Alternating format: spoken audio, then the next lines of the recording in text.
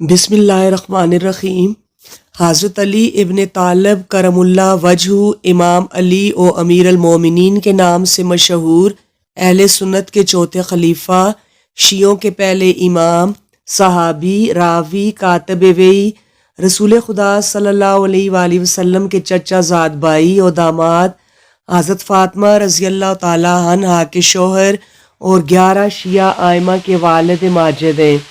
حضرت ابو طالب آپ کے والد اور فاطمہ بنت اسد والدہ ہیں۔ شیعہ و اکثر سنی مورخین کے مطابق آپ کی ولادت کعبہ کے اندر ہوئی۔ رسول اللہ صلی اللہ علیہ وسلم نے جب اپنی نبوت کا اعلان کیا، سب سے پہلے آپ ایمان لائے۔ آپ رضی اللہ تعالیٰ عنہ کی شہادت 40 ہجری 21 رمضان المبارک کو ہوئی۔ 40 ہجری میں 19ویں رمضان المبارک کی شب کو ابن ملجم کچھ لوگوں کے ساتھ مسجد کوفہ میں آ کر بیٹھ گیا۔ اس شب حضرت علی رضی اللہ عنہ اپنی بیٹی کے گھر مہمان تھے اور وہیں سے سحری کے وقت نماز صبح کی ادائیگی کے لیے مسجد کوفہ چلے گئے۔ جب نماز صبح کے دوران حضرت علی رضی اللہ عنہ سجدہ میں گئے تو ابن ملجم نے آپ کے سر مبارک پر تلوار کا وار کیا۔ آپ کے سر سے خون جاری ہوا، آپ کی داڑھی اور محراب خون سے رنگین ہو گئی۔ اس حالت میں حضرت علی رضی اللہ عنہ نے فرمایا، کعبہ کے رب کی قسم میں کامیاب ہو گیا۔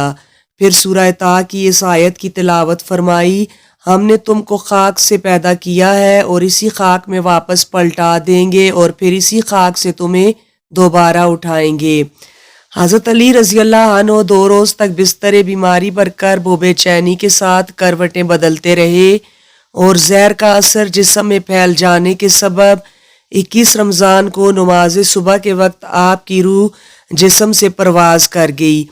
علامہ جلال الدین سیوطی شافعی رحمۃ اللہ علیہ مسند امام احمد اور حاکم سے صحیح سند کے ساتھ حضرت سیدنا عمار بن یاسر رضی اللہ عنہ سے روایت کرتے ہیں کہ ایک مرتبہ اللہ کے محبوب صلی اللہ علیہ وآلہ وسلم نے ارشاد فرمایا، علی کرم اللہ وجہ الکریم 2 قسم کے لوگ انتہائی بدبخت ہیں۔ ایک تو آل سمود ہیں جنہوں نے اللہ کے پیغمبر حضرت صالح علیہ السلام کی اونٹنی کی کونچیں کاٹ دیں، اور دوسرے وہ جو تمہاری سر پر تلوار مار کر تمہاری داڑھی کو خون آلود کر دے گا۔ تو میرے آقا صلی اللہ علیہ وآلہ وسلم نے مولائے مشکل کشا کو پہلے ہی بتا دیا تھا کہ تمہارے سر پر تلوار ماری جائے گی اور تمہاری داڑھی خون سے رنگین ہو جائے گی، اور وہی ہوا۔ آپ کی شہادت کیوں عمل میں آئی؟ ابن ملجم جو آپ کا قاتل تھا وہ ایک عورت پر عاشق تھا۔ وہ عورت خوارج سے تعلق رکھتی تھی، اس کا نام حسطام تھا۔ اس نے اپنے عاشق سے کہا کہ میرا مہر سن لو، اگر وہ لا سکتے ہو تو میں شادی کروں گی۔ کہا 3000 درہم اور حضرت علی کرم اللہ وجہ الکریم کا سر۔ امام غزالی فرماتے ہیں کہ شہوت بادشاہوں کو غلام بنا دیتی ہے۔ واقعی شہوت آدمی کو اندھا کر دیتی ہے۔ عورت کے عشق میں گرفتار ہو کر اس نے اتنا گھناؤنا فعل کیا، قتل کی واردات، اور ایسے عظیم الشان انسان کو قتل کیا کہ اس وقت روئے زمین پر صحابہ اکرام علی رضوان میں سے کوئی بھی حضرت علی کرم اللہ وجہ الکریم سے افضل زندہ نہیں تھا۔ ان کو اس ظالم نے ایک عورت کے عشق میں گرفتار ہو کر شہید کر دیا، اپنے انجام کو بھی نہیں سوچا۔ حضرت علی المرتضیٰ کرم اللہ وجہ الکریم کے مزار پر انور کے بارے میں مورخین کے مختلف اقوال ہیں۔ ایک قول کے مطابق خارجیوں کی طرف سے قبر مبارک کی بے حرمتی کے خدشے کے پیش نظر آپ کی قبر کو ظاہر نہیں کیا گیا، چھپ کر آپ کو دفن کیا گیا تھا۔